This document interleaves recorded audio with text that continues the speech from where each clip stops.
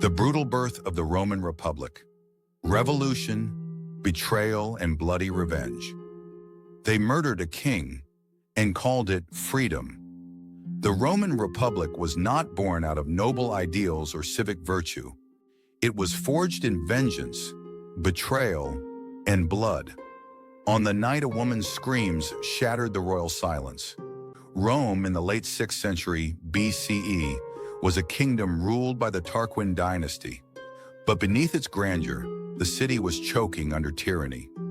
Lucius Tarquinius Superbus, or Tarquin the Proud, wasn't just any king, he was the last of them, and he ruled like he knew it. Brutal, arrogant, and obsessed with power, he crushed rivals, silenced dissent, and stretched the patience of Rome's proudest families to its limits.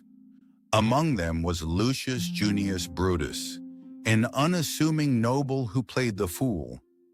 They called him Brutus the Idiot, but behind that mask was a man waiting, watching, remembering every injustice. But the match that lit the powder wasn't politics.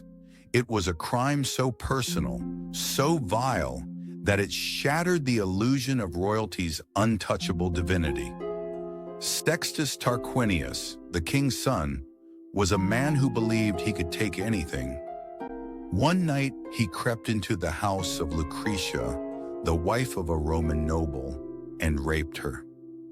Lucretia, broken and dishonored, gathered her father and husband, and then she took a dagger and ended her life in front of them. Her blood-soaked body became a rallying cry. Brutus stood over Lucretia's corpse, blade in hand, and swore before the gods that no Tarquin would ever rule Rome again. What followed wasn't just rebellion, it was revolution. Brutus, who had played the fool, emerged as a leader of men. He roused the Roman people with fiery words and turned their grief into rage. Together they stormed the city, driving the Tarquins into exile. But revenge had a cost. Brutus soon found himself facing the most agonizing test of his life. Two of his own sons conspired to bring the monarchy back. He discovered the plot, had them arrested, and then in the Forum, watched them be executed. His own sons, by his own order. The people stood in silence. That day, the Republic was not just declared, it was proven. Brutus had chosen Rome over blood. What rose in the aftermath was something the world had never seen. Not a kingdom, not an empire, a republic where no man would be king. Two consuls elected annually would rule together. Power would be divided, checked, and shared. But Rome's enemies watched closely. The Etruscans, allies of the exiled king, moved to crush this newborn republic. At the river Silva Arcia, Brutus met them in battle. And there he died, cut down while fighting for the very thing he had created. His body was carried back to Rome in silence. The people wept, not just for the man, but for what he had built with sacrifice. Yet the foundations were set.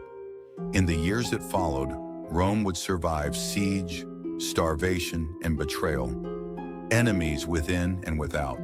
The kings were gone, but ambition was not. The Senate, powerful patricians and angry plebeians, would clash endlessly. But it began with Lucretia, with Brutus, with the blood that soaked the Forum and a promise made over a corpse.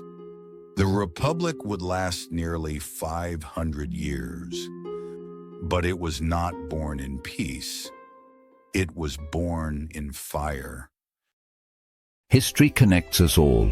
What's your view on this event topic? Comment your thoughts below.